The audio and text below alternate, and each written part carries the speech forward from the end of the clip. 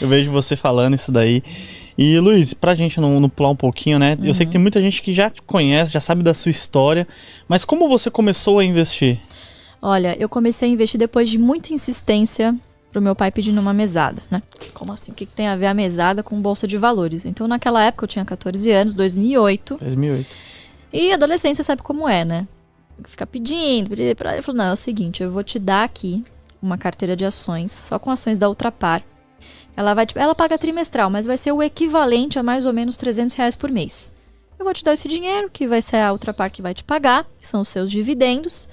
E aí você escolhe se você vai pegar esse dinheiro e gasta, ou se você vai pegar esse dinheiro e você reinveste. Porque se você reinvestir, acontece isso. E foi me mostrando o caminho, já desde jovem. E eu acompanhava ele já em assembleias, APMECs, né, reuniões com as empresas, e eu gostava muito desse universo, né? Enfim, frequentava a corretora que ele operava. Então eu já era muito encantada por esse mundo. Esse mundo da Bolsa de Valores, exatamente. Já era muito encantada. E aí ele começou a fazer isso pra mim. Poxa, você, quando começa a receber os primeiros dividendos, é um desânimo, né? É aquele centavinho. Paga uma paçoca, né? Paga uma paçoquinha, né? E depois começou a pagar um lanchinho na cantina. Isso que é legal. E você começa a ficar... É um vício do bem. Né? Que muitas vezes os pais têm medo e receio de falar sobre dinheiro com as crianças, né? Mas acho que não deveriam.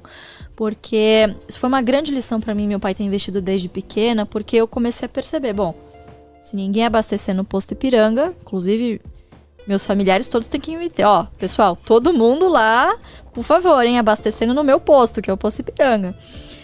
Primeiro que me deu esse senso de propriedade, né, de parceria, vamos dizer assim. Então, pô, pedindo pra todo mundo só abastecer no posto Ipiranga, porque aquilo lá, um pedacinho daquilo lá é meu, né.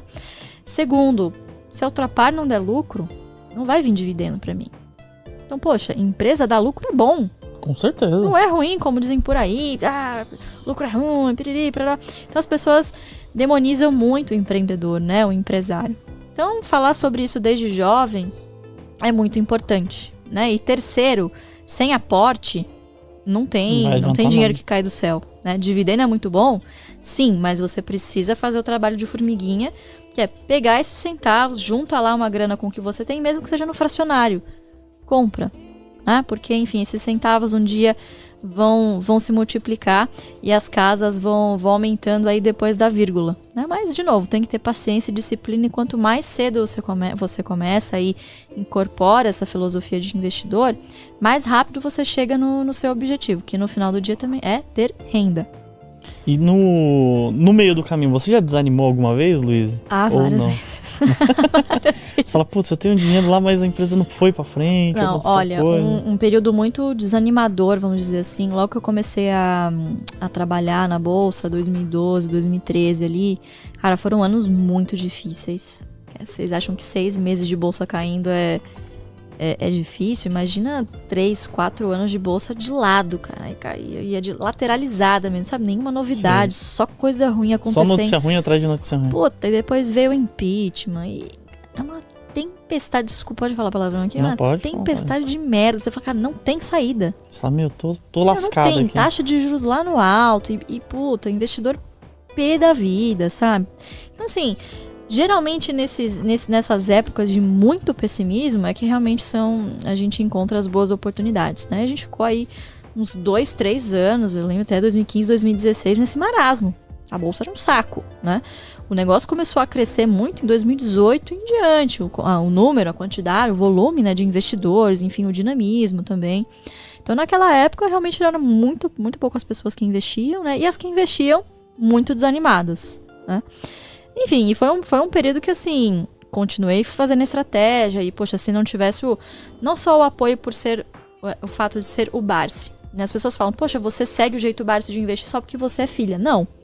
Eu trabalho no mercado desde os meus 17 anos e eu sou analista CNPI, eu já assinei carteiras e fui obrigada a recomendar empresas que, poxa, não necessariamente entrariam na minha carteira, mas seguiam uma filosofia que aquela carteira se propunha. Então, fundamentalista, não necessariamente de dividendos, né? Sim.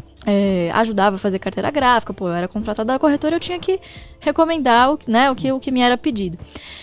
Então eu vi muita coisa e acabei seguindo a filosofia não por causa do meu pai, mas porque eu vi que realmente no dia a dia... É a que mais se encaixa com você. Durante esses anos, é o que deu certo pra mim. E é o que deu certo pra muita gente. Né? E é o que continua dando certo. É o que continua dando certo e o que provavelmente continuará dando certo.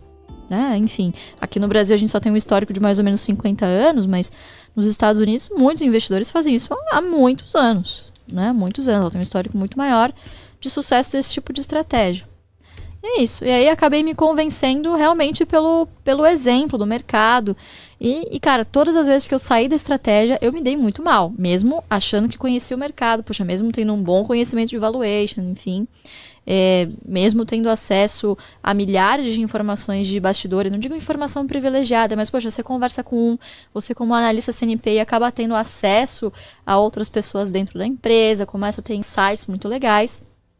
E aí você começa a achar que, pô, sei tudo, isso aqui tá barato, isso aqui tá caro, né? E você começa a ficar muito confiante, né? E aí, quando você sai da estratégia que não tem a ver com o seu perfil, aí começam a vir os erros, aí você começa a perder dinheiro e fala, não, calma, preciso ficar centrada aqui, focada numa estratégia só, porque o que dá certo é você escolher uma estratégia e vai, e não olha pra trás. Consistência é o nome do jogo. Perfeito, consistência e nos aportes, e é igual... Ô Luiz, todo mês eu invisto, né? E eu pego e falo assim, quem planta muito, colhe muito, né? Exatamente. Não tem como dar errado. Pelas minhas projeções, eu olhando aí, eu fazendo, eu falei, não tem como dar errado, porque eu realmente estou plantando muito, né? Então, futuramente, eu quero ter um resultado muito bom, né? Mas pode acontecer isso daí, 3 anos na baixa, né? Pode. Igual você falou, 3, 4 anos lá, putz, Você tem que estar preparado para tudo, todos os cenários. Todos os cenários. Porque passar por uma queda como a gente passou em 2020 é fácil, né? Tudo voltou em V. Nossa, em V. Aí, pô, a bolsa é muito fácil. Agora eu quero ver se cai e continua caindo. E, porra, quando você vai ver, pô, tem mais um alçapão ali embaixo e não para de cair, você não vê perspectiva de melhorar. Então, assim, você como investidor de longo prazo tem que estar preparado para esse tipo de momento que vai acontecer. Perfeito. Ô, Luiz,